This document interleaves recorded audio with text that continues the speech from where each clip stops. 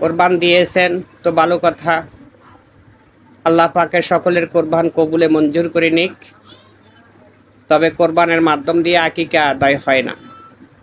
আকিকা এক জিনিস, সে কোরবান হলো আরেকটা জিনিস। কোরবান হলো সম্ভাবত, আর আকিকা হলো বাধ্যতা। যেমন আল্লাহ পাকে কোনো একটা সংসার বা ব্যক্তিবর্গের মধ্যে আল্লাহ ইচ্ছা অনুযায়ী একটি ভালোবাসার প্রদীপ দান করে থাকেন। সে ভালোবাসার প্রদীপ পাওয়ার প্রেক্ষিতে আল্লাহর উপরে সন্তুষ্ট প্রকাশ মানুষ পয়দা দান করেছেন।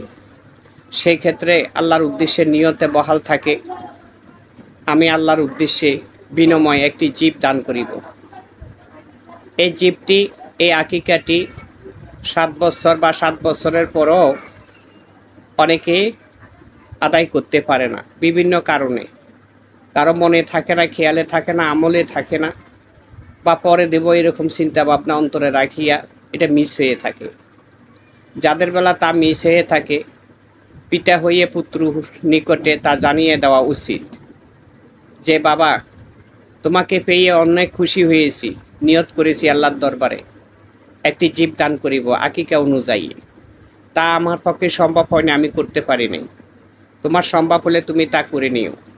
তবে আমার পূর্বপুরুষগণ আমার আকিকা আদায় করেছে কিনা তা আমি জানি না। ইহা আল্লাহর হক। আল্লাহর হক আল্লাহর কাছে পৌঁছিয়ে দেওয়া এটা করণীয় ফরজ। অতএব আকিকা ধনী গরিব সকলের জন্য সমান, কাউকে সাথ দেওয়া হয় নাই। যেহেতু সন্তানাদিগণকে সকলে ভালোবাসে, এটা সকলের ভালোবাসার একটি পাত্র। সেই ক্ষেত্রে ভালোবাসাটাকে নিকটে রাখিয়ে আল্লাহকে সন্তুষ্ট করা, এটা সকল শ্রেণীর মানুষের জন্য করণীয় ফরজ।